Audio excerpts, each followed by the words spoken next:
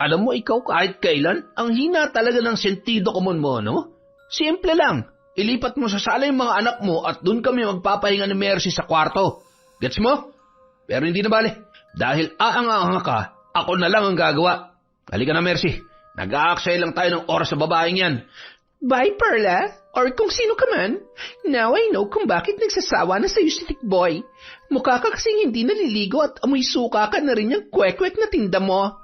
Diyan ka na nga at baka mahawahan pa ako ng kabantutan mo. Babush! Walang hiya ka.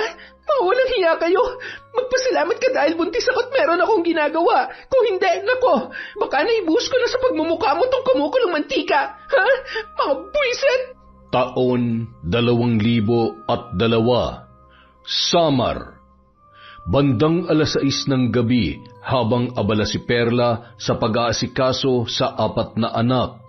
Lasing at pasuray-suray na dumating ang kanyang asawang si Tikboy. Padabog yun na siya ay inutusan. Oy, Perla, ipagtimpla mo nga ako ng kapit, ipaghain mo ako ng pagkain. Bilisan mo at nagugutom na ako. Nandyan ka na pala, mahal. Sandali lang, ha? Tatapusin ko lang linisin ton si Carlo. Ano sabi mo? Ibig mo sabihin, pag-iintay mo ako nagugutom dito? Hindi mo ba ako naririnig? Ang sabi ko, nagugutom ako kaya ipaganda mo ako ng pagkain. Anak ng teteng, wala kang kwenta? Aray ko, Tikboy, nasasaktan ako. Bitawan mo buhok ko. Masigit pa rin ang aabutin mo kapag hindi mo sinunod yung utos ko. Bumaghapon ka na dito sa bahay tapos ngayon mo lang naisipan asikasuhin yung mga anak ko? Siguro nakipaglandian ka rin sa labas, ano? Tikboy, ano ba? Masakit. Ano bang pinagsasasabi mo? Alam mo naman po, maghapon ako nagtitinda ng kwek-kwek sa harap ng bahay natin, hindi ba? Bakit? Nandun naman yung kapatid mo si Joel, ah. Ano yun? Display lang doon sa tindahan mo? Papogi points at papansin lang? Ganon? Kung wala naman pala may tutulong yung gonggong na yun, bakit pinapunta mo pa rito? Dagdag pala mo lang yun eh. Kaya nga siya munang iniwan ko doon ngayon para makapag-asikaso ako rito sa bahay at sa mga anak natin. Ano ka ba? Ano bang problema mo at pati kapatid ko pinagdidiskitahan mo? Ang dami mo pandaldal. Napakadrama mo. Ipagain mo na akong pagkain. Babasagin kayo mga plato sa pagmumukha mo eh. Wala nang nagawa pa ang babae, kundi sundin ang utos ng kanyang kabiyak. Batid niyang hindi yun magpapatalo sa usapan kapag lasing at mainit ang ulo. Ganun palagi ang ginagawa ng kanyang asawa sa halos araw-araw nilang magkasama. Nung mga unang taon pa lang ng kanilang kasal ay naging mabuti naman yon at maayos ang pakikitungo sa kanya. Subalit nang masundan ang kanilang anak at naging 4 na, unti-unti nang nagbago at naging irresponsable ang lalaki. Anak ng putya naman, Perla, oh. Tinapa na naman ang ulam? Puro ganito na lang bang ipapaulam mo sa akin, ha? Kung hindi tuyo, sardinas. Tinapa. Kung hindi tinapa, itlog. Gusto mo rin yata matulad ako sa kokote mong tuyot eh, ha? Palitan mo itong ulam ko. Ayoko niyan. Pasensya ka na. Yan lang kasi ang kinaya ng budget natin eh. Hindi ko naman pwedeng galawin yung puhunan ko sa pagtitinda ng kwek-kwek. Baka mas lalo tayong mawalan. Bakit ba kasi ayaw mo pa magtrabaho para may katulong naman ako sa mga gastusin dito sa bahay? Ano ka mo? Ulitin mo nga yung sinabi mo. Hoy, Perla! Wag mo akong paungunahan sa mga gusto kong gawin, ha? Magtatrabaho ko kung kailan ko gusto at wala kang karapatan na pilitin ako. Diyak ka na nga, lintik na walang na ako naggala kumain eh. Nagsimula nang magsiiyakan ang kanilang mga anak dahil sa nakitang pagbabangayan ng mag-asawa.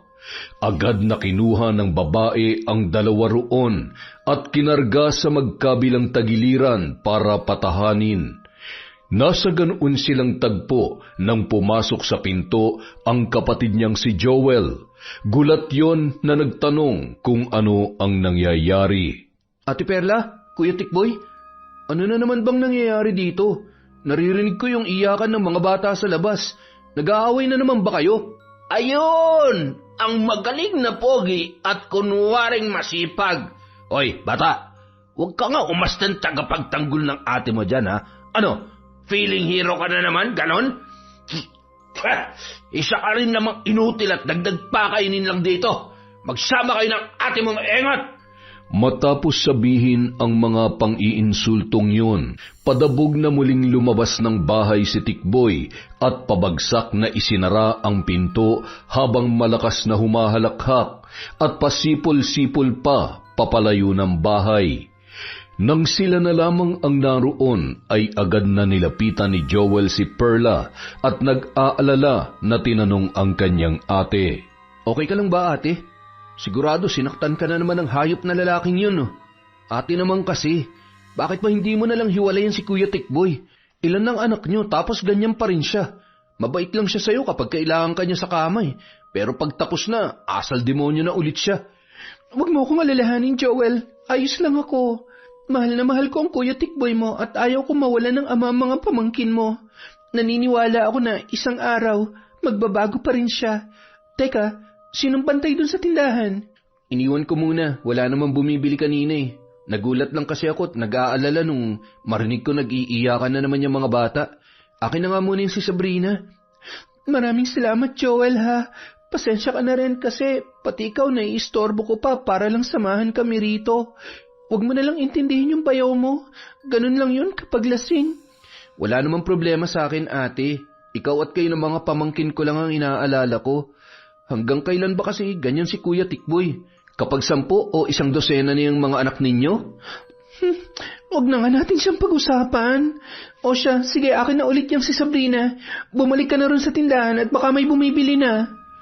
Napabuntong hininga na lamang ang binata at maingat na muling iniabot sa kanyang ate ang kanyang pamangkin na si Sabrina. Mag-iisang taon pa lamang yun at pinakabunso sa 5 supling na mag-asawang sina Perla at Tikboy. Muli namang ipinagpatuloy ng babae ang pag-aasikaso sa kanyang iba pang mga anak habang malungkot na binabalikan sa kanyang alaala ang mga nakaraan noong una pa lamang silang nagsasama ng kanyang asawang si Tikboy. Maraming salamat, love, kasi tinanggap mo ko. Alam mo, pakiramdam ko tuloy ngayon, ako na ang pinakamaswerteng lalaki sa buong mundo. Wala kang dapat ipagpasalamat, love. Mahal na mahal kita at walang dahilan para hindi kita tanggapin, no? Hindi ko nakikita yung sarili ko sa future na iba ang kasama ko kundi ikaw lang talaga. Ang sweet naman nun. Halika nga rito. Ang bango-bango mo talaga. Kaya love na love kita eh. Pangako, magiging mabuting asawa ako sa'yo. Iingatan kita, pati na ang 10 magiging anak natin. At syempre, hindi kita sasaktan. Grabe ka naman, 10 anak, love. Baka hindi na ako makilala ng mga kaibigan natin kapag inanakan mo ako ng 10. Pero malay natin, di ba? Basta ang mahalaga ngayon, alam kong mahal mo ako at mahal na mahal din kita. You know, halika na lang. Pasok na tayo sa kwarto. Gusto ko pang umisa eh. Tumigil ka na nga. Nakatatlo ka na kanina. Sige na, please. Pagbigyan mo na ako. Bitin pang love mo eh. Sige ka, kasalanan mo kapag sumakit tong puson ko. Napakahilig mo talaga. Sige na nga, last na to ngayong araw ha. Bukas naman ulit yung kasunod. Hindi ka sure dyan. Ayaw ko mangako. Halika na. Nang magsimulang magsama sina Tikboy at Perla, naging responsable naman ang lalaki. Nagtatrabaho rin siya bilang construction worker sa kanilang lugar at sa mga karatig baryo. Kaya naman humaling sa kanya ang asawang si Perla, hanggang sa umabot na nga sa 5 ang kanilang naging anak. At dahil isang babaeng madiskarte at masipag si Perla, naisipan niyang magbukas ng maliit na tindahan ng kwek-kwek sa harapan ng kanilang bahay upang makatulong sa kanyang asawa. Subalit nang maramdaman ni Tikboy na naging maayos at maunlad na ang negosyong yon, doon na lumabas ang tunay nitong kulay. Huminto na siya sa paghahanap buhay. Sa halip, umasa na lamang sa kinikita ng kanyang asawa. Bukod doon, tanging pagbibisyo at pagbabarkada na lamang din ang inaatupag ng lalaki. Pero kahit ganyan ka ngayon, Tikboy, mahal na mahal pa rin kita. Ako pa rin ang asawa mo at ikaw pa rin ang ama ng mga anak natin. Maghihintay ako hanggang sa magbago ka. Matapos balikan ang masasayang ala-ala nila ng asawa, hindi napigilang mapaluha ni Perla. Sa lahat ng ipinangako noon sa kanya, tila isa lamang ang nais niyong tuparin. At yun ay ang sinabi nito na magkakaroon sila ng 10 anak. Maya-maya pa, pinahid na lamang niya ang luha at bumaling sa mga supling na hindi niya namalayan na nakatulog na pala ng mga sandaling yon. Dahan-dahan siyang tumayo at humarap sa salamin na nakasabit sa dingding. Doon mataman niyang pinagmasdan ang kanyang sarili. Habang tumatagal tuloy, parang unti-unti nang nagbabago ang itsura ko. Kung minsan, halos hindi ko na makilala ang aking sarili. Ni hindi ko na magawang magsuklay ng buhok. Ni hindi na rin ako nakakapag-ayos at nakakapagsuot ng magagarang damit. Ang payat-payat ko na rin kumpara nung unang nagsama kami ni Tikboy. Pero okay lang yun. Ginusto ko naman to eh. Isa pa, asawa ko naman ang kasama ko at mahal na mahal ko siya. Kaya ayos lang sa akin. Yung iba nga, wala namang matatawag na asawa pero nabubuntis. Ako pa kaya? Habang nasa harapan siya ng salamin at nakangiting tinitingnan ng sarili, muling dumating ang asawa at galit yon na lumapit sa kanya. Hinawakan na mahigpit ang magkabila niyang pisngi sa kagigil na nagsalita. Bakit tinitingnan mo yung sarili mo sa salamin? May pinapagandaan ka sa labas, no? Kung hindi ako nagkakamali, merong kang pinopormahan doon. Tikboy, bitawan mo nga ako. Baka magising yung mga bata, ano ba? Tsaka, sino naman ang pupormahan ko ay sa pagtitinda pa nga lang at pag-aalaga ng mga anak mo, kulang ng oras ko. Siguraduhin mo lang, Perla, ha? Dahil kapag nalaman ko niloloko mo ako, hindi ka na aabot ang buhay ng mga magulang mo. Nagkakaintindihan ba tayo? Huwag ka mag-alala, ikaw lang ang mahal ko. Ikaw lang ang lalaki sa buhay ko, magtiwala ka sa akin. Matapos sabihin yon, dahan-dahang binitawan ng lalaki ang kanyang asawa at mahinahon na inutusan yon. Kung ganun, sige, ilak mo yung pinto. Tapos, bumalik ka rito, ha? Tikboy naman, masyado pa maaga. Tsaka, baka hanapin na ako ni Joel dahil malapit na magsara ang tindahan natin. Mamaya na lang, pwede? Sige na, love. Miss na kita eh. 1 taon naman na si Sabrina. Baka naman pwede na natin siyang sundan ulit. Sorry na kung nasaktan kita kanina, ha? Nagawa ko lang naman yun kasi mahal na mahal kita eh. At alam mo naman yun, di ba? Sige na nga. Pero bilisan lang natin, ha? Baka kasi magising yung mga bata eh. Kasunod noon, nagmamadaling isa-isang inalis ni Tikboy ang kasuotan ng asawa, na tila ba gutom na gutom at hayok na hayok. Ni hindi niya na nagawang maglinis man lang ng katawan at agad na muling sinunggaban ang asawa at nagpakasasa sa katawan nito. Makalipas ang halos 1 oras, natapos din ang mag-asawa at tamang-tama naman na naramdaman niyang may kumikilos na sa sala ng kanilang bahay. Matapos muling magsuot ng damit at salawal, si Tikboy na ang nagbukas ng kanilang silid at naunang lumabas doon. Nakabalik ka na pala, Kuya Tikboy. Nandyan po ba si ate? Tanga ka na, bulag ka pa. Hindi mo ba ako nakitang dumaan nung kanina? Isa't kalahating engot talaga to eh. Pasensya na, Kuya. Marami kasing bumibili. Baka hindi lang kita napansin. Tumabi ka nga dyan. Wala akong oras makipag-usap sa kagaya mo. Di tayo close para makipaghuntahan ako sa'yo, ha? Matapos yun, kasunod na lumabas ng kwarto si Perla. Tila ba pagod na pagod at pawisan ang buong katawan. Oh, Joel, kanina ka pa ba dyan? Nasara mo na ba yung tindahan? Sorry ha, naidlip kasi ako habang pinapatulog ko yung mga pamangkin mo kanina eh. Oo ate, nakapagsara na ako. Buti naman at nakaidlip ka man lang. O siya, uuwi na muna ako at walang kasama sila nanay sa bahay. Ito nga pala yung benta sa buong maghapon. Maraming salamat Joel ha. Teka, hindi ka ba muna kakain bago umuwi? Bibili ako ng delata sa tindahan. Hindi na ate, Sabi kasi ni nanay kanina, magluluto raw siya ng paborito kong ginataang tulingan, kaya doon niya na ako pinapakain. O siya, sige. Ikumusta mo na lang ako kina nanay at tatay, ha? Joel, oo nga pala, kung pwede, wag mo na lang sabihin sa kanila yung tungkol sa nangyari kanina, ha? Napabuntong hininga na lamang ang binata at napapailing na tinapik ang balikat ng kanyang ate bago muling nagpaalam. Sumilip muna siya sa kwarto kung saan natutulog ang 5 niyang pamangkin bago ngumiti kay Perla at tinungo ang pintuan para lumabas. Samantala, habang naglalakad pa uwi, hindi maiwasang isipin ni Joel at maawa sa kanyang ate Perla.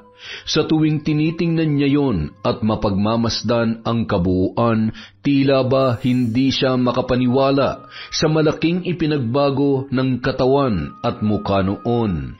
Ay, Ate Perla, hindi ko alam kung saan ka kumukuha ng lakas at tatag kung bakit hanggang ngayon nagtitiis ka pa rin sa lalaking yan.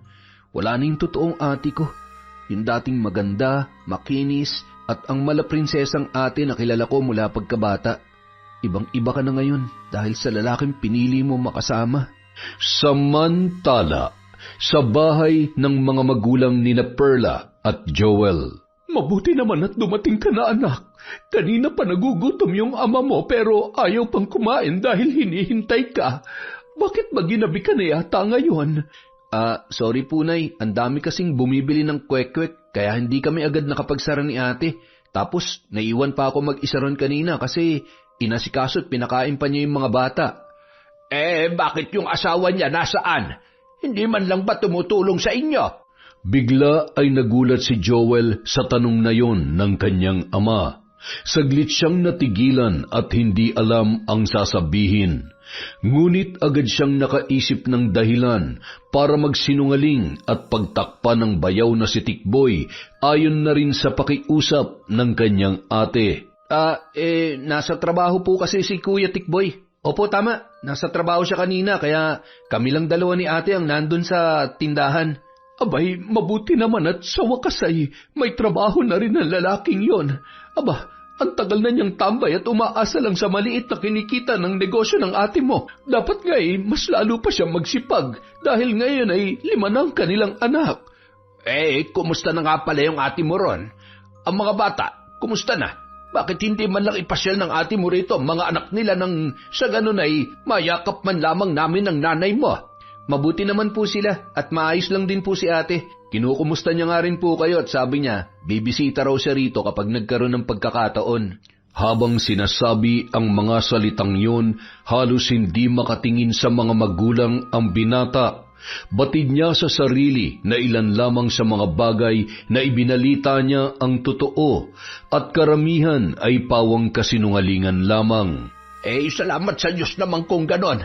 O siya, halina't sabay-sabay na tayong kumain ng hapunan. Lumamig na yata yung pagkain sa kusina. Simula nang makapanganak si Perla sa bunso nila ni Tikboy, hindi na yon muli pang nakabisita sa kanilang mga magulang. Hindi rin makapunta ang matatanda sa kanilang bahay dahil abala ang mga yon sa pagsasaka sa pag-aari nila na maliit na lupa. Kaya ganun na lamang ang pananabik nila na muling makasama ang anak na babae. At dahil madalas na muling magsiping ang mag-asawa, muling nabuntis si Perla sa ika-6 nilang anak. Dahil doon, nagpatuloy ang magaspang na pakikitungo sa kanya ng asawa, lalo pa at hindi na yon nakaka-score sa oras na nag-iinit ang kanyang katawan. Isang araw. Matagal ka pa ba dyan sa ginagawa mo, Perla? Marami kasing bumibili, love. Teka, sino yung kasama mo? Ipalilinis ko sana sa iyo yung kwarto natin Doon kami magpapahinga ni Mercy. Nasan ba yung magaling mong kapatid? Bakit wala kang kasama dito ngayon? Inutusan ko lang sumaglit sa palengke. May pinabibili lang ako. Teka, ano ulit yung sinabi mo? Isasama mo yung babaeng yan sa kwarto natin? Bakit? Natutulog yung 3 anak natin doon Alam mo, ikaw kahit kailan, ang hina talaga ng sentido komon mo, no? Simple lang. Ilipat mo sa sala yung mga anak mo at doon kami magpapahinga ni Mercy sa kwarto. Gets mo? Pero hindi na bale. Dahil aang-aanga ka, ako na lang ang gagawa. Halika na, Mercy. Nag-aaksaya lang tayo ng oras sa babaeng yan. Bye, Perla. Or kung sino ka man. Now I know kung bakit nagsasawa na sa'yo si Tikboy. Mukha ka kasing hindi naliligo at amoy suka ka na rin yung kwek-kwek na tinda mo. Diyan ka na nga at baka mahawahan pa ako ng kabantutan mo. Babush! Walang hiya ka. Mga walang hiya kayo. Magpasalamat ka dahil buntis ako't meron akong ginagawa. Kung hindi, nako, baka naibuhos ko na sa pagmumukha mo tong kumukulong mantika. Ha? Mga buwisit! Hindi na siya sinagot pa ni Mercy. Sa halip ay nagpatuloy na lamang yon sa pagtawa ng malakas habang nagmamadaling sumunod kay Tikboy papasok sa loob ng bahay. Habang galit na galit naman si Perla, nagsalita ang lalaking naroon na isa sa mga bumibili ng paninda niya na kwek-kwek. Naku, Perla, maniwala ako magpapahinga lang yung dalawang yun. Lalaki rin ako at alam ko na ang lalaki, kapag nagdala ng babae sa loob ng kwarto, alam mo na kung anong mangyayari. Manahimik ka na nga lang dyan, B-boy. Nabubisit na nga ako, dinadagdagan mo pa. Oh, heto na yung kwek-kwek mo, magpakabusog ka. Grabe naman to. Nagsasabi lang naman ako ng totoo Pero hindi ako nagbibiro, Ate Perla. Subukan mong silipin yung dalawa ngayon. Malamang naglalangit-ngitan na yung papag nyo doon sa kwarto. Ilang saglit pa, dumating naman si Joel mula sa palengke. Agad na iniwan ni Perla ang kapatid sa tindahan at inihabilin dito ang dalawa pang anak. Saka nagmamadaling nagtungo sa loob ng bahay. Bagamat nagtataka, hindi na lamang yon pinansin pa ni Joel. Nang makapasok sa loob, nakita ni Perla ang tatlong anak na mahimbing pa ring natutulog sa mahabang upuan sa sala. Nakadama siya ng awa sa mga yun, kaya agad niyang nilapitan at hinaplos ang kanilang mga noo at muka. Pagkatapos ay dahan-dahan siyang lumapit sa nakakandadong pinto ng kanilang kwarto. Idinikit niya ang kanyang tainga upang pakinggan kung ano ang nangyayari sa loob. Mula roon, rinig na rinig niya ang halinghingan at impit na pag-ungol ng dalawa, kasabay ng paglangit-ngit ng papag na animoy malapit ng bumigay dahil sa sabayang paggalaw ni na Mercy at Tikboy. Halos sumabog ang dibdib ni Perla habang hinihingal sa galit na napapabulong sa kanyang sarili. Mangulang hiya kayo! Mga baboy, lintik ka, Tikboy. Hindi porke buntis ako ngayon, sisipin ka na sa ibang babae. Humanda kayo sa akin. Matapos yun sabihin, ubod lakas niyang tinadyakan ang pintuan, dahilan para pwersahang mabuksan yun. Doon tumambad sa kanyang paningin ang asawa at si Mercy na kapwa walang saplot at magkaniig sa ibabaw ng papag. Mga hayop kayo! Demonyo ka, Tikboy! Wala ka talagang kwentang tao! At ikaw naman, babae! Napakakati mo! Malandi ka! Mabilis na nagsitayo ang dalawa at agad na ibinalot ng babae ang nadampot niyang kumot sa hubad niyang katawan, habang si Tikboy naman ay dali-daling sinuot ang kanyang panloob bago mabilis na nilapitan si Perla at sinampal sa magkabilang pisngi. Dahil sa ingay, nagising ang tatlong bata at sabay-sabay na nag-iyakan. Buisit ka talaga! Sa dinami-dami ng araw ngayon ka pa talaga nagdrama? Pwede ba, Perla, sawang-sawa na ako sa mga pag-iinarte mo? Sa palagay mo, gugustuhin ko pa sumiping sa'yo? Tingnan mo nga yung sarili mo, losyang na losyang ka na. Hayop ka! Kampon ka ni Satanas! Ikaw rin naman ang dahilan kung bakit naging ganito ang itsura ko ngayon, Manahimik ka na kung ayaw mo inampaso ko yung pagmumukha mo. Ano ba naman yung losyang mga asawa, Tikboy? Storbo! Kausapin mo nga yan at sabihin mo sa kanya, no pets allowed dito sa kwarto mo. Leche ka, hayop! Walang delikadesa! Kakalbuhin kitang babae ka! Subukan mo lang nasaktan si Mercy at itutuloy ko talagang paglampaso dyan sa tuyot na pagmumukha mo. Nakikita mo ba yung sarili mo sa salamin, Perla? Di ba palagi ka naman tumitingin doon? Sana alam mo na tuyot ka na at wala na akong mapapala sa'yo. Halika na nga, Mercy. Umalis na lang tayo rito. Sige, lumayas ka. Sumama ka dyan sa babae mo.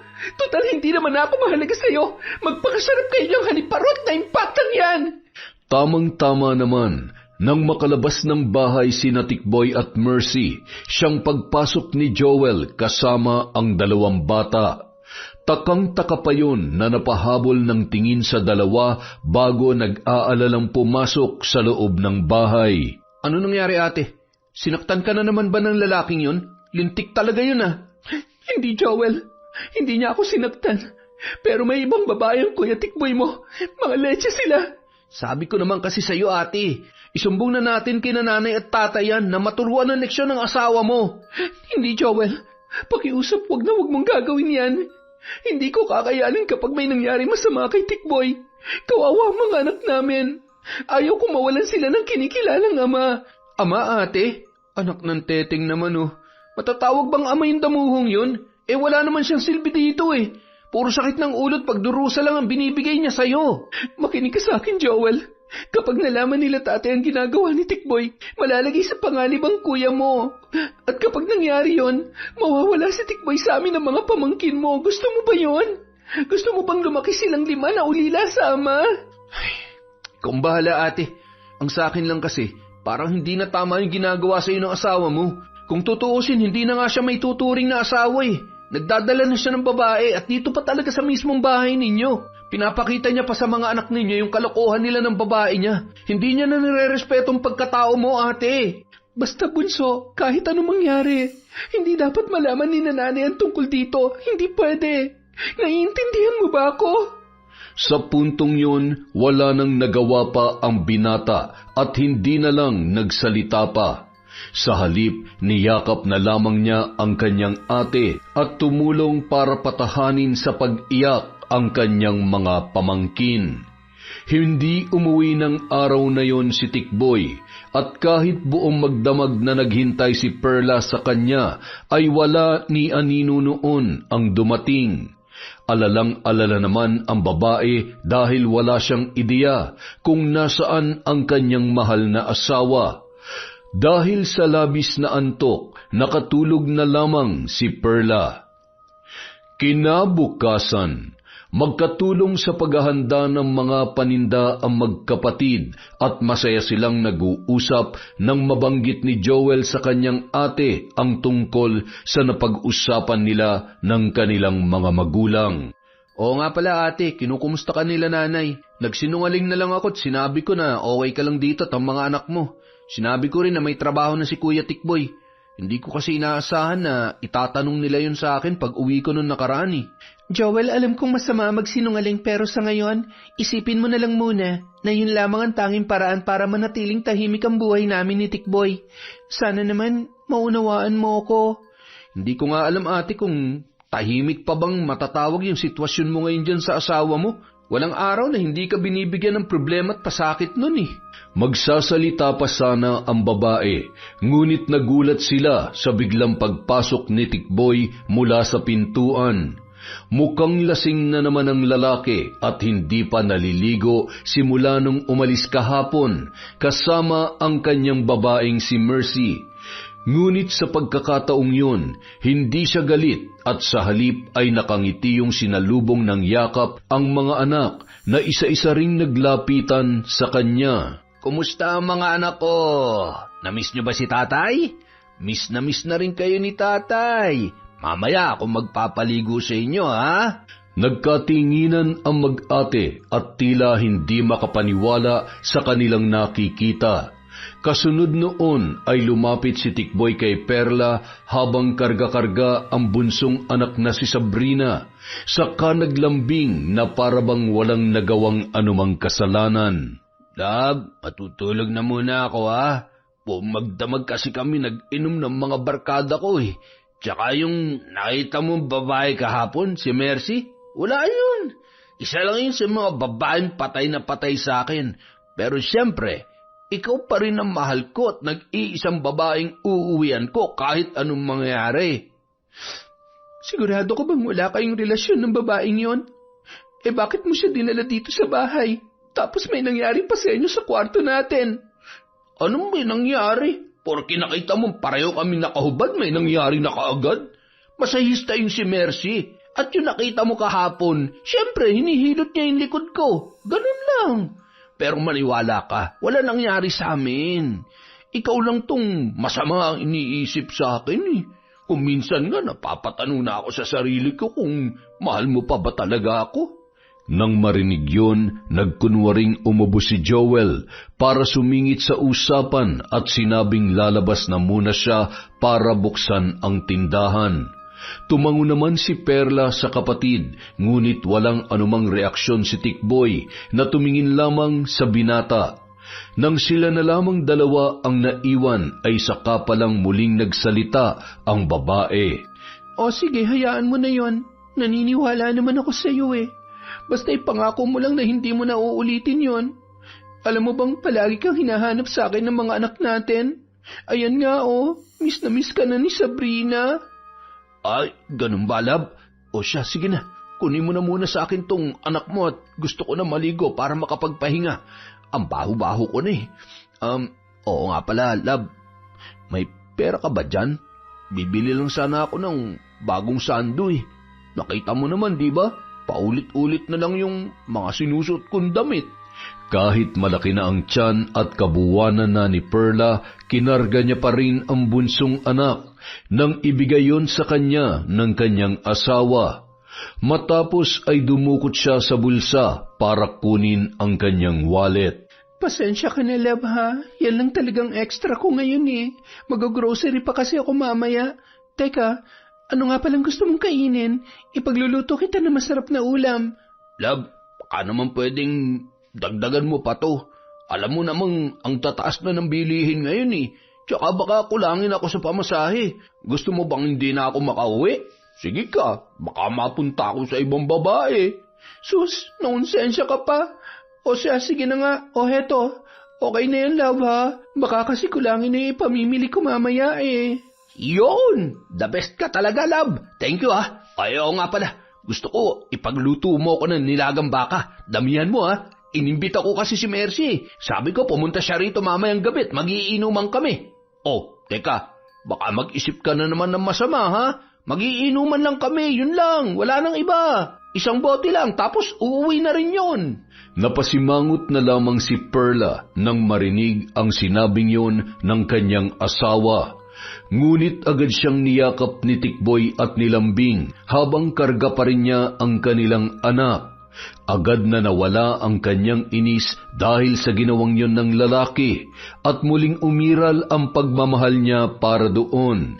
Kasunod noon ay sinabihan na niyang maligo at magpahinga na ang asawa.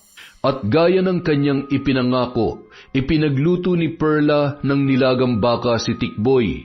Bagamat may kamahalan ang presyo noon, hinati-hati na lamang niya ang natitirang pera para maibigay lamang sa lalaki ang nirequest nitong putahe. Kinagabihan, dumating nga si Mercy at tila nang aasar pa na nakangiti kay Perla habang nasa kwarto si Tikboy at nagpapalit ng damit. Mukhang hindi ka pa rin naliligo, Inday, ah. Ano, dugyot lang? Nangangamoy ka na. Dahil bisita ng asawa ko kaya tatanggapin ko yung pang-iinsulto mo, Mercy. Isa pa, wala ako sa mood para makipagtalo. Baka mapaanak ako nang wala sa oras ng dahil sa'yo. Oh, speaking of, nagtataka lang ako kung paano nasikmura ni Tikboy na buntisin ka at anakan ng pang-anim kahit ganyan ang itsura mo. Sobrang ew. Nang marinig yun ni Joel, na noon ay papaalis na rin sana para umuwi sa bahay ng kanilang mga magulang, hindi na niya napigilan pang sumagot upang ipagtanggol ang kanyang ate Perla. Hoy, kung sino ka man nang bigla na lang umeepal dito sa bahay, wala kang karapatang insultuhin at maliitin ang ate ko sa sarili niyang pamamahay. Kumpara naman sa inyong dalawa, mas kadiri ang bulok na pagkatao mo. Hayaan mo na sila, Joel. Ako na lang ang bahalang mag-asikaso sa kanila ng Kuya Tikboy mo. Sige na, umuwi ka na at baka hinihintay ka na nila nanay. Sigurado ka, ate. Wala akong tiwala sa pagmumukha niyang babaeng higad na yan eh.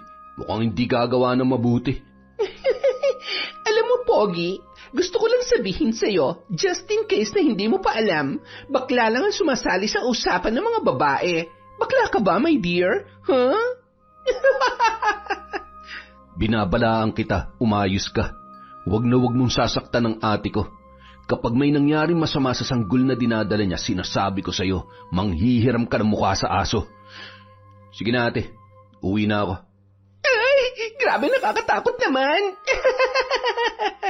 Habang abala at masayang nag-iinuman sina Mercy at Tikboy sa sala, sinamantala ni Perla ang pagkakataong yun para asikasuhin at pakainin ang kanilang mga anak. Matapos ay pinatulog niya na ang mga bata. Kumilos na rin siya para maligo at ayusin ang sarili, hindi para magpapansin kay Tikboy, kung hindi para papreskuhan ang kanyang katawan mula sa buong maghapon na pagtitinda.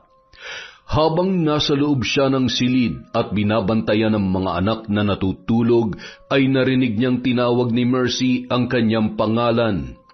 Batid niyang lasing na yon dahil halos mabulol na sa pagsasalita. Lumabas naman siya bilang respeto sa asawa dahil bisita noon ang babae. Hoy, Inday Perla, ikaw ba nagluto nito nilagang baka? In fairness ang sarap. Alam mo bang paborito ko to? Salamat. Kaya pala yan ang ipinaluto sa akin ni Tikboy dahil alam niyang paborito mo. Buti ka pa, alam niya kung anong gusto mong ulam. Samantalang ako, ewan. Ay, tingnan mo to.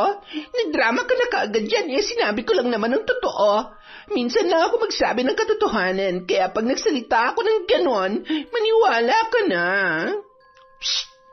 Tara na, mag-inom na lang tayo dito.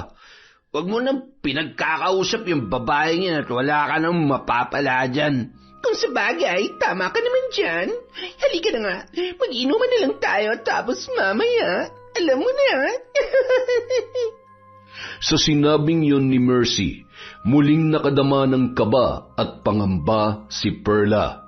Batid niyang may ibang ibig sabihin ang binibitawan ng mga salita.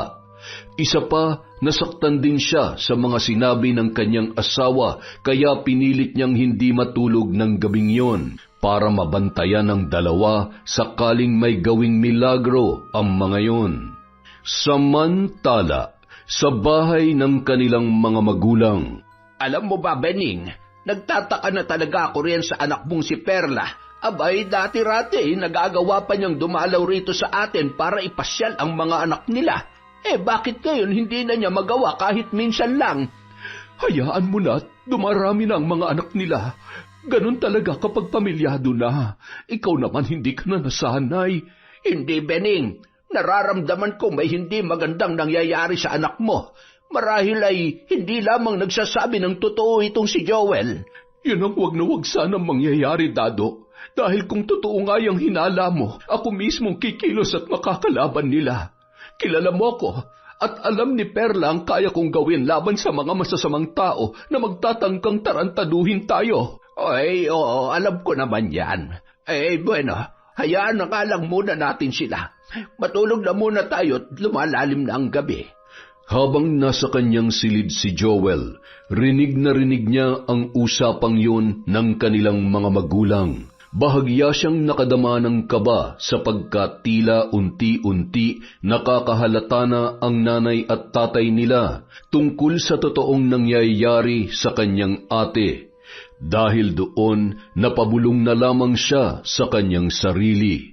Iba talagang pakiramdam ng may mga kakaibang kaalaman at kakayahan. Hanggang kailan kaya ako magsisinungaling sa kanila? Hanggang kailan ko kaya itatago sa kanilang totoo na hindi talaga maayos ang sitwasyon nila ate at ng mga pamangkin ko sa piling nung siraulong asawa niya? Samantala, hindi na malaya ni Perla na nakatulog na pala siya dala ng labis na antok sa pagbabantay sa dalawa. Nagising na lamang siya nang maramdamang tila may kumakalabit sa kanyang balikat at nang magmulat siya ng mata sa kanya lamang nakita na si Mercy pala yun. Mercy? Bakit? Teka, nasan si... Yung asawa mo? Ayun, taob. Tinalo ko sa inuman. Humahagok na sa sobrang himbing ng pagkakatulog sa upuan. Wala, mahina yung asawa mo. Ay, oo nga pala. Ginising lang kita kasi uuwi na ako. Iutin mo nga ako dun sa labas at isara mo tong pinto pagbalik mo, ha? Nakadama ng pagkainis si Perla dahil tila inuutusan at ginagawa siyang tau-tauhan ng babae. Ngunit mabuti na lamang pauwi na yon, kaya minabuti niyang ihatid na lang para wala nang mang-istorbo at upang makampante na rin siya na wala nang aahas sa kanyang asawa. Kumuha muna siya ng tuwalya para ipangtalukbong sa ulo upang hindi mahamugan. Nasulyapan pa niya si Tikboy na nakanganga at malakas na humihilik habang tulog na tulog sa upuan. Nang nasa tarangkahan na sila, nagsindi muna ng sigarilyo si Mercy at nagsalita. Samahan mo muna ako rito saglit. Uubusin ko lang itong yosi ko.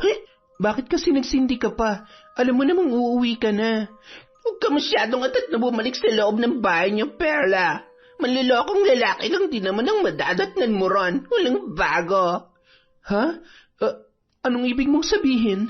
Bumuga muna ng usok paitaas si Mercy, kasabay ng pagbuntong hininga bago muling nagsalita. Nagtakip naman ang ilong si Perla gamit ang laylayan ng tuwalya na nakatalokbong sa kanyang ulo. Pasensya ka na sa usok, pero alam mo bang mahal na mahal ko yung asawa mo? Alam ko, kasi kung hindi ka naman magtsatsaga sa ugali niya. Tulad ko, mahal ko rin siya, lalo ng mga anak namin, kaya pinagtitiisan ko na lang siya. Pero noon lang yon, nung hindi pa niya sinasabi sa akin na may asawa at mga anak na pala siya. Pero nung malaman kong pabilyado ng sila ulong yan, itinuring ko na lang siyang kaibigan. Kaya lang nalaman kong... Nalaman mo na? Hindi na itinuloy ng babae ang nais niyang sabihin. Sa halip, isang malakas, ngunit pilit na tawa lamang ang isinagot niya kay Perla. Pagkatapos ay muli siyang sumagot. Wala yon. Gusto ko lang alisin yung antok mo. Kalimutan mo na yung mga sinabi ko. O siya, sige na. Pumasok ka na dun sa loob at baka mahamugan pa yung bata sa tiyan mo. Alalahanin mo, malapit ka ng mga anak kaya mag-iingat ka. Sige, alis na ako. Bye! Ha? Teka, hindi pa ubos yung sigarilyo mo Hayaan mo na. Hindi naman iiyak yan kapag hindi ko inubos eh. Sige na, pumasok ka na rin sa loob. Salamat nga pala sa nilagang baka. Sa susunod magte-take out na ako, ha? Napangiti naman si Perla sa huling tinuran ng babae bago yon tuluyang umalis. Kasabay noon, nakadama siya ng kapanatagan dahil sa biglang pagbabago ng pakikitungo noon sa kanya. Subalit naiwan siyang nakatulala at hindi maalis sa isip ang kanina ay nais sanang sabihin ni Mercy. Para bang may gusto yung ipaalam sa kanya, ngunit pinigilan lamang ang sarili. At dahil nakakaramdam na siya ng lamig mula sa dampi ng hangin sa kanyang kinatatayuan, nagpasya na siyang pumasok na sa loob ng bahay. Hindi na niya inabala pa ang sarili sa anumang bagay. Ang mahalaga lamang, umalis na ang babae na pinangangambahan niyang tanging kaagaw kay Tikboy. Samantala, matapos makapanganak ni Perla, nagpasya na siyang magpatali nang sa ganon ay hindi na masundan pa ang kanyang pagbubuntis. Sinuportahan naman siya ng kapatid na si Joel sa desisyong yon. At nang malaman yun ni Tikboy, sa halip na magalit ay tila tuwang-tuwa pa ang kanyang asawa. Isang umaga, karga ni Perla ang bagong silang na anak at pinatutulog yon. Hinihintay rin niya noon ang pagdating ng kapatid para magbukas ng kanilang tindahan ng kwek-kwek nang kausapin siya ni Tikboy. Mabuti naman at naisipan mo nang gawin yon, love. Kung ganon, pwede na tayong mag-araw-araw nito. Sobra ka naman, love. Kapapanganak ko pa lang ng 1 buwan. Maghintay muna tayo ng kahit 3 buwan man lang. Halos hindi pa nga magaling yung sugat ko eh. Alam mo, yan ang ayaw ko sa iyo eh. Panira ka ng trip. Huwag ka nga mag-feeling virgin. Buti nga niyayaya pa kita eh. Bakit? Sa palagay mo ba may iba pang papatol sa'yo maliban sa akin? Hindi naman sa sinisira ko yung mood mo, Tikboy. Sana maintindihan mo rin na hindi ko pa kayang gawin yung gusto mo mangyari dahil sariwa pa nga yung sugat ko dulot ng panganganak. Ay naku, buwisit naman talaga oh. Nakakasira ka ng araw. Diyan ka na nga muna. Mabuti pa makipag-inuman na lang ako sa mga barkada ko kaysa bad trip lang ako dito sa bahay. Galit na iniwan ng lalaki si Perla at padabog na lumabas ng bahay. Hindi na lamang yun pinansin ng babae, sa halip ay itinutok na lamang niya ang sarili sa pagpapatulog sa kanyang anak. Ilang saglit pa, dumating na rin ang kapatid niyang si Joel at nagbukas na yon ng kanilang tindahan. Ang binata na rin ang naghanda ng lahat dahil batid niyang limitado pa ang mga bagay na pwedeng maitulong ng kanyang ate. Nang makatulog na ang bata, inasikaso naman ni Perla ang 5 pang anak at pinakain ng almusal. Ganoon ang kanyang ginagawa araw-araw na mag-isa. Dahil sa halip na tulungan siya ng asawa, mas pinipili pa noong ubusin ang oras sa mga kaibigan para uminom at magbisyo. Habang abala, biglang naalala ni Perla ang babaeng si Mercy. Mula kasi nung huliyong magpunta sa kanila ay hindi na yon muli pang nagpakita. Wala na ring nabanggit si Tikboy tungkol sa kalaguyo na si Mercy. Makalipas ang 3 buwan.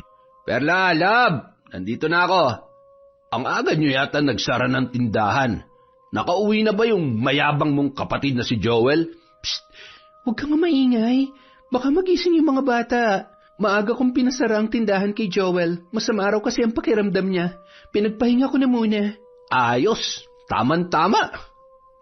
Love, baka naman pwede nang, alam mo na, 3 buwan na ako nagtitis Sige ka, pag hindi mo pa ako pinagbigyan, baka humanap na ako ng iba Oo nga pala, love. Naalala ko lang, bakit hindi ko na nakikita yung isinasama mong babae dito? Si Mercy? Yun ba? Wala na yun. Umuwi na sa probinsya nila. Binasted ko na kasi. Ang sabi ko sa kanya, ikaw ang totoong mahal ko at hindi siya. Talaga, love? Ang sweet mo naman. Salamat ha. Ngayon alam ko na talagang mahal mo rin ako. Oo na. Sige na. Huwag mo na ibahin yung usapan. Gawin na natin yung matagal ko nang gustong gawin. Ngayon pa ba tayo titigil kung kailan pwedeng-pwede ng mayat-maya? Sabik na talaga ako sa iyo Nang gabing yun, magdamag nilang pinagsaluhan ang mainit na tagpo. Muling ipinaubaya ng babae ang sarili sa kanyang asawa, kung saan-saang parte ng bahay sila pumwesto para gawin ang pagniniig. Halos mag-uumaga na nang tumigil sila at bumagsak sa pagtulog dahil sa labis na pagod. Makalipas ang ilang araw, muling naging abala si Perla sa kanyang negosyo kasabay ng pag-aalaga sa 6 nilang anak ni Tikboy. Hindi pa rin siya magawang tulungan noon dahil madalas pa rin yung abala sa pansariling kasiyahan. Mabuti na lamang hindi siya pinababayaan ng kanyang kapatid na si Joel. Isang gabi, katatapos pa lamang nilang magsara ng tindahan at kaaalis pa lang ng kanyang kapatid. Kasalukuyang nasa lababo noon ang babae habang naghuhugas ng mga ginamit sa pagtitinda nang umuwi si Tikboy mula sa paglalakwatsa. Perla, pahiram nga muna ng 2,000. Natalo ako sa sugal Babayaran ko lang si Kamaning. Wala akong ekstrang pera ngayon, Tikboy.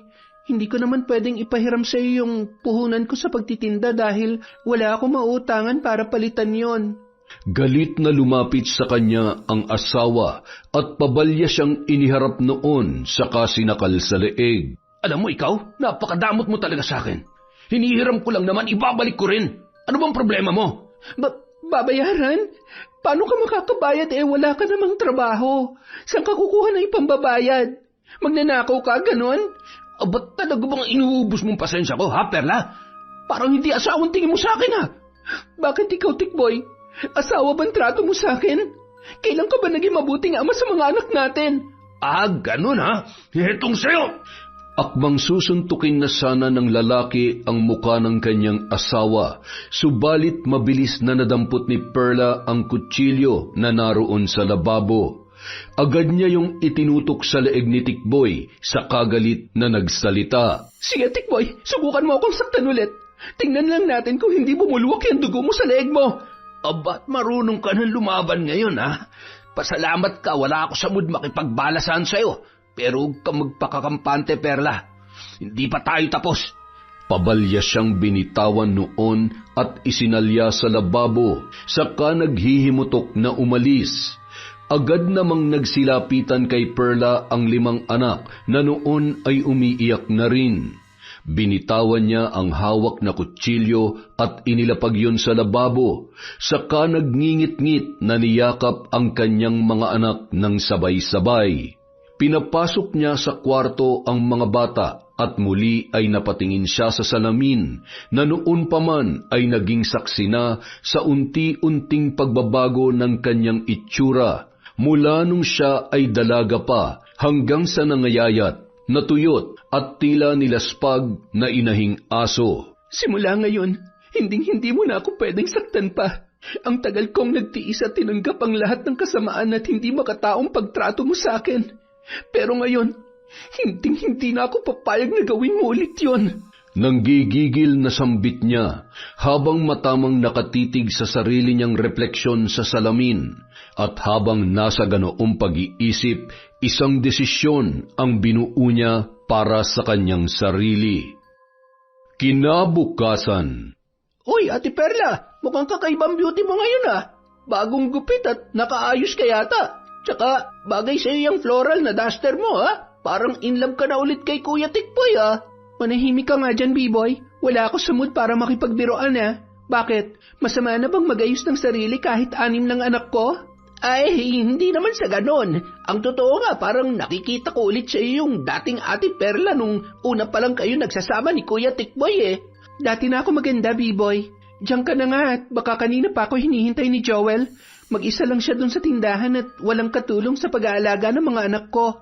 Aba, mukhang nagising na sa katotohanan yung babaeng yun, ha? Ibang-iba na ang aura niya ngayon. Kung totoo man na nauntog na nga siya, tama lang ang desisyon niya. Nung araw na yon, napagdesisyonan ni Perla na magpagupit at magpaayos ng kanyang buhok. Isinabay na rin niya ang paglalagay ng kaunting makeup at lipstick na tamang-tama lang para maging presentable at kapansin-pansin sa sinumang makakakita. At nang makarating sa bahay, halos hindi rin makapaniwala ang kapatid na si Joel sa bago niyang itsura. Ale, sino po kayo? Nagkamali po yata kayo ng pinasukang bakuran. Tindahan po ito ng kwek-kwek at hindi stage sa beauty pageant. Sira ka talaga, Joel. Kumusta rito? Nasaan yung mga bata? Ano? Bagay ba sa akin ang bago kong hairstyle?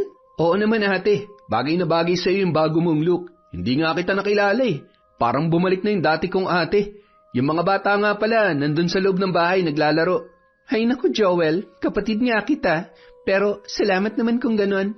Sandali lang, ha. Aasikasuhin at pakakainin ko muna yung mga pamangkin mo. Babalik ako agad dito para matulungan ka. Sige, ate.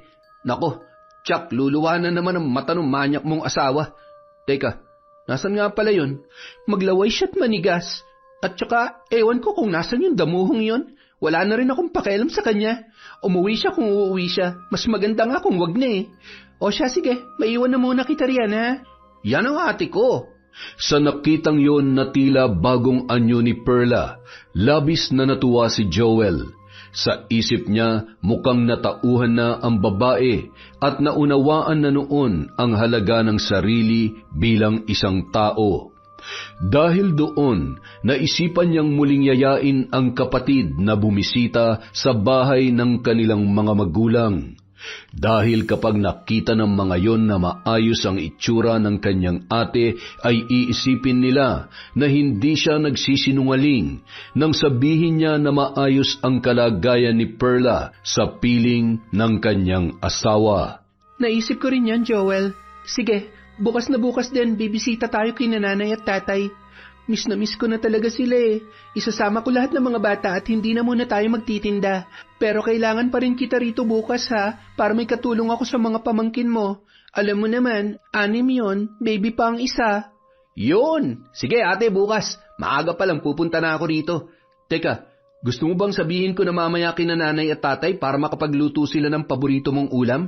Sigurado matutuwa yung mga yon. Huwag mo na munang sabihin. Gusto ko sorpresahin sila ng mga apo nila. Isa pa, para hindi na rin mapagod sa pagluluto si nanay. Ako na lang ang magluluto kapag nandun na tayo. Ayos! Maganda yung naisip mo, ate. Excited na tuloy ako. Kinabukasan, itinuloy ng magkapatid ang pagpunta sa bahay ng kanilang mga magulang. Hanggang sa mga oras na yun ay wala pa rin ang asawa niyang si Tikboy at tila ba wala na yung planong umuwi. Ngunit hindi na yon inisip pa ni Perla dahil tuluyan nang nawala ang pakialam niya sa lalaki. Mauna na kayo dun, Joel. Isabay mo na yung 4 na bata at ako na magdadala kay Baby at kay Jessie. Ako na rin ang bahala sa iba pa nilang mga gamit. Marami pa rin kasi akong ililigpit eh. Ikakadena ko pa yung pinto ng tindahan para sigurado tayo. Sige ate, hindi rin pala tayo kasya lahat sa tricycle kaya doon na lang namin kayo hintayin sa bahay ha. Mag-iingat kayo ha. Yung mga bata huwag mong bibitawan. Malilikot pa naman ng mga yan. Matapos yon, nauna na nga si Joel na umuwi sa bahay ng kanilang mga magulang, kasama ang 4 na anak ni Perla. Naiwan naman ang panganay na anak na si Jessie na noon ay 11 taong gulang pa lamang. Nakahanda na sana ang lahat at lalabas na lamang sila ng bahay, ngunit pagbukas ng pinto, bumungad sa kanya ang nanlilimahid sa pawis at nanlilisik ang mga matang asawa na si Tikboy. Saan ka pupunta, Perla? Aalis ka't isasama mo yung mga anak natin? Sa tingin mo ba papayag ako? Pumayag ka man o hindi, wala na akong pakialam sa iyo, Tikboy. Isa pa, kinananay lang naman kami pupunta. Masama bang bisitahin ang mga magulang na matagal ko nang hindi nakakasama? Kapag sinabi kong hindi kayo aalis, hindi kayo aalis. Teka, mukhang iba na yata ang itsura mo ngayon ha. Siguro may nilalandi ka ron sa lugar ng mga magulang mo, no? Kaya nagkukumahog kang pumunta. Pwes, hindi ako papayag. Hindi man lang natinag ang babae sa bantang yon ng asawa. Sa halip, hinawakan niya sa braso ang panganay na anak habang karga naman niya ang 4 na buwang sanggol. Nakasukbit sa likuran niya ang backpack na naglalaman ng mga gamit ng mga bata. Lakad na, Jessie. Huwag mo nang pansinin yung tatay mo. Ah, ganon. Huwag palang pansinin ha. Ito sigurado mapapansin mo. Naramdaman ni Perla ang malakas na suntok ni Tikboy sa kanyang sikmura. Agad siyang nahirapang huminga at humigpit ang pagkakahawak sa braso ng anak na si Jessie.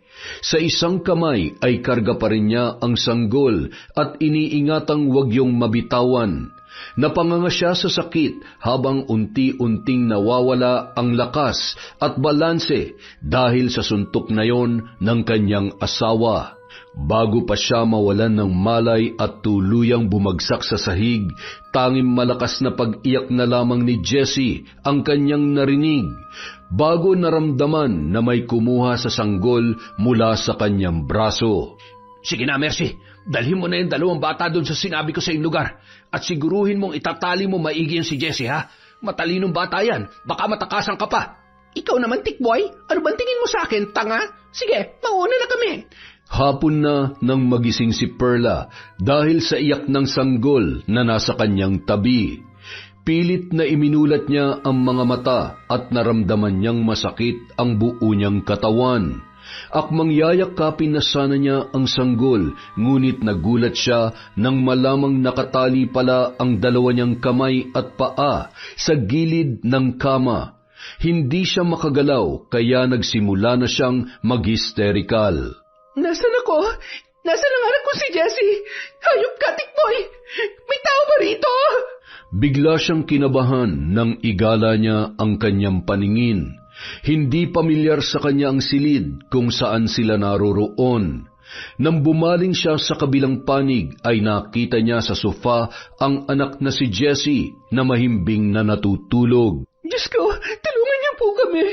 Jessie anak, okay ka lang ba? Nagpatuloy siya sa pagsigaw at paghingi ng tulong hanggang sa maya-maya naramdaman niya na tila may mga yabag ng mga paa na papalapit sa kanilang kinaroroonan. Kasunod noon ay bumukas ang pinto ng silid at iniluwa ang lalaking si Tikboy. Hayop ka talaga, Tikboy. Ako na lang ang kunin mo at huwag na mga anak ko. Demonyo ka. Magbabayad ka sa mga ginawa mong to. Kalma ka lang, my loves. Nakaka-4 na round pa nga lang ako eh. Bitin pa ako at gusto ko pandagdagan. Wala ka talagang kaluluwang animal ka. Masahol ka pa sa demonyo. Pakawalan mo ako rito. Galit na sigaw ni Perla habang pilit na sinusubukang magpumiglas at kumawala sa pagkakatali. Nang pakiramdaman niya ang kanyang sarili, ay nabatid niya na ginamit siya ng lalaki dahil may mga kung anong likido pang tumutulo mula sa kanyang pagkababae. Kahit pa ulit-ulit kang sumigaw, walang makakarinig sa'yo rito, my love. Akin ka lang at walang sino man makakakuha sa'yo. Naintindihan mo? Nakangising inilapit pa ni Tikboy ang muka sa babae habang nang aasar na tumatawa. Dahil sa labis na galit, paulit-ulit na dinuraan ni Perla ang kanyang muka. Nainis naman si Tikboy at pinagsasampal siya noon. Halos mawalan na siya ng malay dahil sa lakas ng mga sampal nito. Kasunod ay narinig niyang nagising ang anak na si Jessie at nagsimula na yung umiyak habang tinatawag ang kanyang pangalan. Pakawalan mo ako rito, Tikboy. Parang awa mo na. Kailangan ako ng anak mo. Huwag ka mag-alala, Perla. May mag-aalaga naman sa kanila habang nakatali ka riyan at pinagsasawaan ko ang balik-alindog mong katawan. Nagulat si Perla nang marinig ang pangalan na tinawag ng kanyang asawa. Agad na pumasok sa pinto ng silid si Mercy at nakangiti pa sa kanya. It's nice to see you again, Perla. Kumusta ka na? Mahal, Tikboy. Ito nga pala yung pinapakuha mong tubig. Inumin mo na habang malamig pa. Salamat, mahal. Mabuti ka pa maaasahan at hindi ako iniiwan. Ikaw, Mercy? Mga hayop talaga kayo. Sinasabi ko na nga ba, ano bang kailangan niyo sa amin ng mga anak ko? Bakit kailangan niyo pa silang idamay? Hindi na sumagot si Mercy. Sa halip ay bumaling na lamang yon kay Tikboy saka muling nagsalita. Magpahinga ka na, mahal. Ako nang bahala sa mag-iinang to. Bahagya pang ngumiti si Tikboy at hinagkan sa pisngi ang babae bago nang iinis na tumingin pa kay Perla saka lumabas ng silid. Nang sila na lamang ang naiwan, ikinagulat ni Perla ang kasunod na sinabi ni Mercy. Psst, huwag ka maingay. Itatakas ko kayo ng mga anak mo rito. Huwag ka magpahalata sa demonyong lalaking yon. Bibisita lang sana ako sa iyo kanina, kaya lang nakita kong parang ginagawang ka na naman ng masama nitong baliw na lalaking to. Kaya naisip kong sakyan na lang muna yung mga paandar niya para mailigtas ko kayo ng mga anak mo mula sa kanya. Nanlaki ang mga mata ni Perla at halos hindi makapaniwala, saka naguguluhan na muling nagtanong. Teka, anong ibig mong sabihin? Hindi kita maintindihan, Mercy. Ang mabuti pa, kalagad mo na lang ako rito. Nilagyan ko ng pampatulog yung tubig na binigay ko kay Tikboy. Maya-maya lang, mawawalan na siya ng malay. At kapag tulog na siya, saka tayo tatakas. Maraming salamat. Pero akala ko, kasabot ka niya sa pagdukot sa amin. Ano ba talagang nangyayari, Mercy? Malalaman mo rin mamaya ang lahat.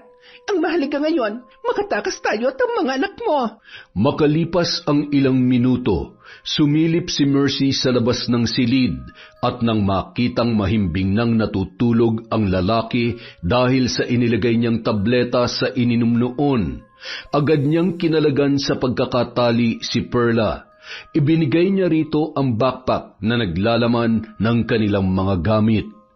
Kasunod noon, sinabihan rin niya ang babae na kausapin ang anak na si Jessie para hindi yun mag-ingay. Matapos ay agad na plinano ni Mercy ang pagtakas.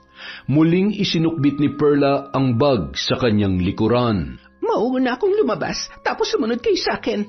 Dahan-dahan lang, wag kayong gagawa ng anumang ingay, ha? Akin na yung baby mo, at ikaw nang bahala rito kay Jessie. Halos palabas na sila sa pinakahuling pinto nang magulat sila sa malakas na boses ni Tikboy. Sabay silang napalingon sa pinanggagalingan ng tinig at gulat na gulat nang makita ang lalaki. Nagngingit-ngit yon sa galit at tila ba nais pumatay anumang oras. Sa kanang kamay ay hawak noon ang martilyo at sa kabila naman, bitbit niya ang malaking tipak ng bato. Sa tingin nyo makakatakas kayo sa akin? Alam mo, Mercy, kung mautak ka, mas mautak ako sa'yo. Nakita ko may nilagay ka sa tubig na ibinigay mo sa akin kanina, kaya niloloko mo lang yung sarili mo kung inakala mong iinumin ko yon. Ngayon, ipaliwanag mo sa akin kung anong ibig sabihin nito, Mercy. Manloloko ka, Tikboy. Minahal kita ng sobra at hindi ko alam noon na may asawa ka na pala. Nung niloko mo si Perla at kinabit mo ko, hindi ko inaasahan na gagawin mo rin sa akin yung ginawa mo sa kanya. Tinanggap kita kahit anong klase ang pagkatao mo. Pero nalaman kong karelasyon mo rin pala yung pinsan ko. Kaya nakonsensya ako nung pumayag ako maging babae mo, lalo na nang makita ko napakabuting tao ni Perla para lukohin mo lang. Wow! So ano to? Teleserye version ng love story nyo ni Perla? Ang totoo, mas mahal ko na talaga yung pinsan mo, Mercy. At wala na isa man sa inyo ng babaeng yan ang mamahalin ko dahil para sa kaalaman nyo, ginamit ko lang kayong pareho. Wala kang puso at wala kang kaluluwa. Perla, halika na. Tumakas na tayo. Iwanan na natin ang baliw na lalaking yan. Pinauna ni Mercy si Perla at ang panganay nito, habang siya naman ay nasa likuran at karga ang sanggol. Ngunit narinig ni Perla ang pagsigaw ni Mercy na tila nasaktan, at nang lingunin niya ang babae, nakita niyang duguan na ang ulo noon. Pinukpok na pala yun ni Tikboy ng hawak niyang martilyo ng maabutan. Habang dahan-dahang bumabagsak si Mercy, ay nagawa pa niyang sipain sa pagitan ng mga hita ang lalaki. Agad na napaluhod sa sakit si Tikboy at napaupo sa sahig. Mabilis na iniabot ni Mercy ang sanggol kay Perla na noon ay hindi na alam ang gagawin. Kahit nanghihina, inagaw ni Mercy kay Tikboy ang hawak nitong bato at ubod ng lakas na ipinalo yon sa ulo ng lalaki. Nawalan ng malay si Tikboy at nanghihinang nagsalitang muli si Mercy. Tumakas na kayong mga anak mo, Perla. Iwanan mo na ako rito. Salamat, Mercy. Hindi kita makakalimutan. Maya-maya, muling nakabawi si Tikboy at dahan-dahang bumangon. Nakita niyang nahihirapang huminga si Mercy habang nakahandusay sa lapag. Ngunit sa halip na tulungan ay muli niya yung pinukpok ng martilyo. Paulit-ulit yon hanggang sa nabasag na ang ulo at muka ng babae at namatay. Yan ang bagay sa impakailamera ka. Hayop ka talaga. Kung hindi dahil sa iyo, hindi sana nakatakas yung mga yon. Traidor! Teka, uuwi muna ako sa bahay. Gagamutin ko muna tong sugat ko. Alam kong dun lang pupunta sila Perla at ang mga anak namin. Aray! Buwisit ka, Mercy. Ikaw may kasalanan ng lahat ng ito eh. Hindi na maalala ni Perla kung sa paanong paraan sila nakatakas ng kanyang mga anak. Basta ang alam niya lang, madilim na ang paligid nang bumiyahe sila sakay ng tricycle. Ayon sa driver, mahigit 3 oras na raw silang nasa biyahe. Namalayan na lamang niya nang nasa bahay na sila ng kanyang mga magulang. Nag-aalala namang sinalubong sila ng kanyang kapatid na si Joel at ng kanilang ina. Ate Perla, ano nangyari? Bakit ganyan ang itsura niyo? Bakit parang gutom na gutom yung mga bata? Tsaka bakit ngayon lang kayo? Diyos ko, anak, Perla, saan kayo nang galing at 10 oras na ng gabi kayo nakarating? Pakiusap, Joel. Bigyan mo muna sila ng maiinom at makakain. Heto ang bag. Nandyan ang mga kailangan nila. Sa loob ko na ikukwento ang lahat. Nang makapasok sa loob ng bahay, muling nagsalita si Joel habang pinapainom ng gatas ang sanggol. Halos kauuwi ko lang din dito, ate. Galing ako dun sa bahay nyo. Binalikan ko kayo kasi hindi na kayo sumunod ng mga bata rito eh. Pero naabutan ko yung asawa mo. Parang may malaking sugat sa ulo at hinahanap ka niya sa akin. Sa sinabing yon ng kapatid, agad na nakumpirma ni Perla sa kanyang isip na nung mga oras na tumakas sila at nasa biyahe ay yun din ang pagkakataon na muling nagising ang lalaki at umuwi sa kanilang bahay. Buhay pa pala at hindi napuruhan ng pagkakapalo ni Mercy ng bato sa kanyang ulo. Matapos yun, isa-isa na niyang inilahad sa mga magulang at kay Joel ang buong pangyayari. Sinasabi ko na nga ba't hindi gagawa ng matino ang damuhong yun eh. Matagal ko nang nararamdaman na may hindi magandang nangyayari sa inyo at tama nga ang hinala ko.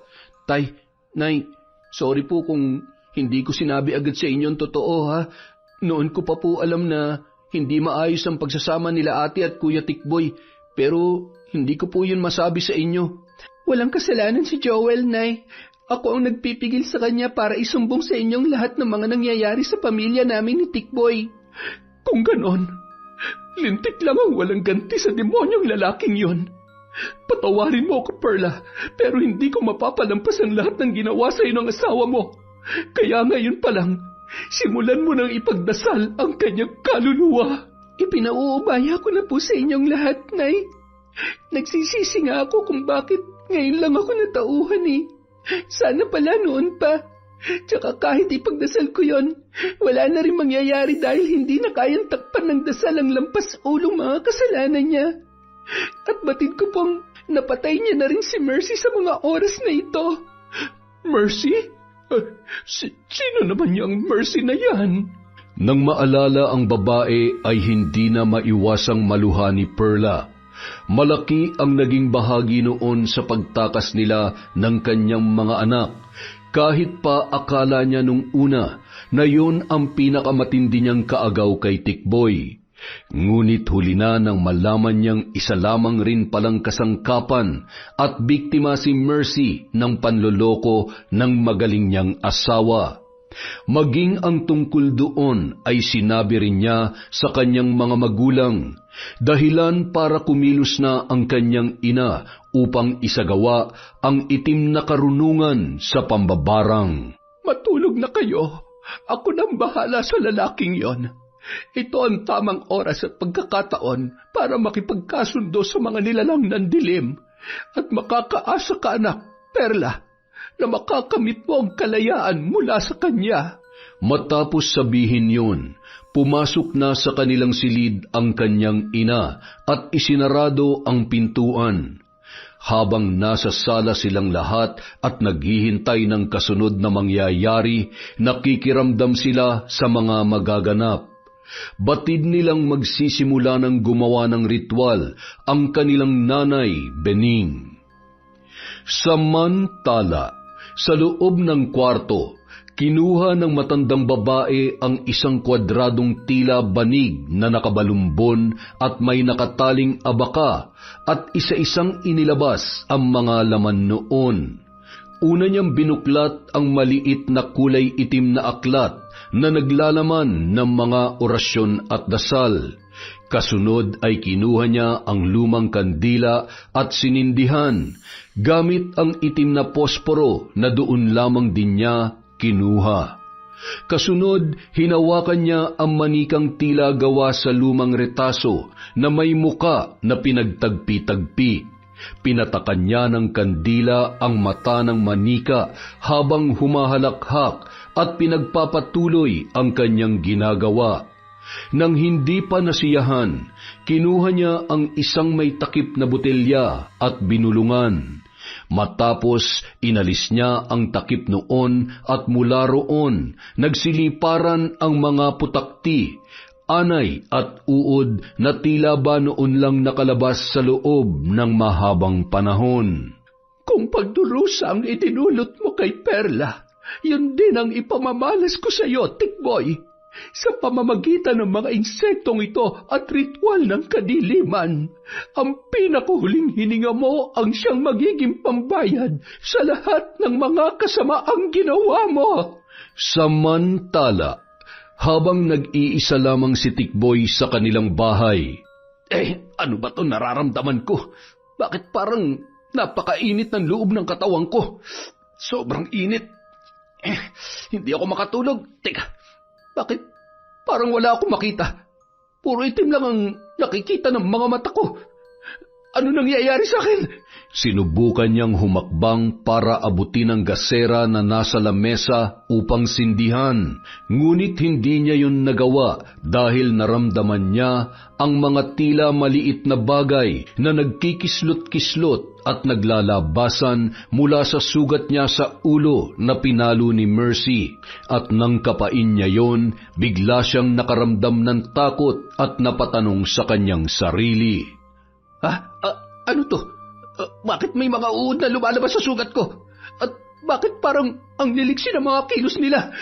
Tulong! Dala ng pagkataranta at hindi na makakita, natalisod siya sa sarili niyang mga paa at agad na bumagsak sa sahig ng kanilang bahay. Habang nakasalampak, naglabasan mula sa kanyang bibig ang mga putakti at pinagkakagat ng mga yon ang kanyang muka, hanggang sa magsugat yon at lumabas ang magkahalong dugo at nana. Aray ko! Ang sakit ng mga kagat! Anong klaseng insekto ba to? At bakit ang baho? Matapos yon, naglabasan naman sa kanyang ilong ang sandamakmak na anay. Dahil sa sobrang dami at halos nagsisiksikan at nag-uunahan sa paglabas, nabarhan ang kanyang ilong at napigilan na rin ang kanyang paghinga. Sinubukan pa niyang huminga gamit ang bibig, subalit muling umapaw doon ang kumpul-kumpul na putakti. Ngunit sa pagkakataong yun, mas malalaki na at mas mapaminsala. Hindi ako makahinga. Tulungan niyo ako! Perla, nasan ka na ba? Tulungan mo ako!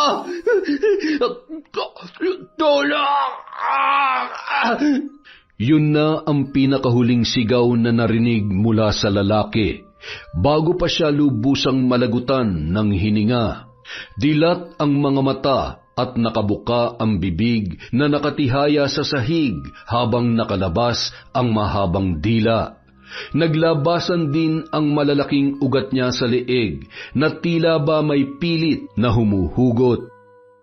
Kinabukasan. Magandang umaga, ate. Nabalitaan mo na ba yung tungkol sa nangyari sa asawa mo? Nakarating na hanggang dito yung usap-usapan. Natagpuan daw mag-isa sa bahay niyo si Kuya Tikboy. Kalunos-lunos yung itsura at wala ng buhay. Hindi na ako magugulat kung ganon, Joel. Sa totoo lang, siya lang naman na may gustong mangyari yun sa kanya. Maraming pagkakataon noon para pumawi at magbago pero hindi niya yung ginawa. Huwag ninyong panghinayangan ang buhay ng isang taong ang layunin lamang ay manira ng buhay ng iba. Karapat-dapat lamang yun sa kanya. Sana'y huwag ninyong isipin na likas na masama ang inyong ina, Perla, Joel. Tandaan ninyo palagi na walang sino mang nais gumawa ng kasamaan, maliban na lamang kung yun din ang tanging paraan para makalaya mula sa mga mapagsamantala, abusado at mapang-alipin na tao. Maraming salamat po, Nay. Hindi dahil sa pagkitil mo sa buhay ni Tikboy gamit ang pambabarang. Batid kong mali rin ang pumatay ng kapwa, pero nagpapasalamat ako sa habang buhay na kalayaang ibinigay niyo sa akin at sa aking mga anak. Ipinapangako kong bubuhayin at itataguyod ko sila kahit mag-isa lang ako at palalakihin ko sila na may takot sa Diyos para hindi sila magmana sa walang hiyang ama nila. Siya, kumalma na tayong lahat. Tutal wala na yung tao naging ugat ng lahat ng galit at paghihiganti natin. Teka, nagugutom na yata ako . Nakapagluto ka na ba, Bening? Magluluto pa lamang ako at kagigising ko pa lamang. Kung talagang nagugutom ka may natira pang pritong tilapia dyan mula sa ulam natin kagabi. Mauna ka nang kumain. Naku po. Yung tilapiyang pinrito mo kagabi, ubod ng kunat, Bening. Parang ikaw. Aba, tingnan mo matandang ito. Kung makapagsalita, akala mo hindi rin siya makunat. Hoy, baka nga mas makunat ka pa sa gulong ng truck kesa sa akin. Kung ayaw mong kumain, di bahala ka. Maghintay ka riyan hanggang sa makapagluto ako. Ay nako, pareho lang naman kayong matanda dyan. Nag-aasaran pa kayo. Sige na nga, gaya na ipinangako ko, ako na lang po ang magluluto ng almusal. Naku ate, wag mong sabihin Kwek-kwek na naman ang agahan natin ngayon, ha? Hindi, ano ka ba? Fishball at kikiam. Masayang nagtawanan ang mag-anak habang ang mga anak ni Perla ay isa-isa na ring naggising ng mga sandaling yon. Makalipas ang ilang araw, dinala ni Perla at ni Joey ang anak na si Jessie sa isang espesyalista upang ipasuri kung nakaranas yun ng trauma dahil sa hindi magandang naranasan dulot ng pagkakadukot sa kanila ni Tikboy. Sumailalim sa masusi at tamang proseso ang bata. Mabuti na lamang walang anumang masamang naging epekto sa kanya ang pangit na karanasan at mga nasaksihan. Yon! Isa na naman pong malupit na kwento mula sa kwentong Enteng, mga entengero. Magandang umaga po sa inyo, pasensya na po kayo kung ngayon lang tayo nakapag-upload ulit. Galing po tayo sa Manila, pumunta sa, sa kaibigan natin. Simulan na po natin ang shoutout. Huwag na tayong magpaligoy-ligoy pa. Hi po kay Aida Sikander, kay MJ Rivera Jessica, kay Lent TV2. Shoutout po kay Pureza Tagiwalo, kay Frelin Vender, kay Iza Reka. Shoutout kay Jesusa Dagondon, kay Feber Ranyada, Margie Banosong, Samantha Mainar, kay Alfreda Alano, Yas Den Love. Hi po kay Hani Austria, kay Sheena Enriquez, kay Lynn Reyes, sa ina ng Magallanes Cavite na adik na po sa channel natin from Re Basil.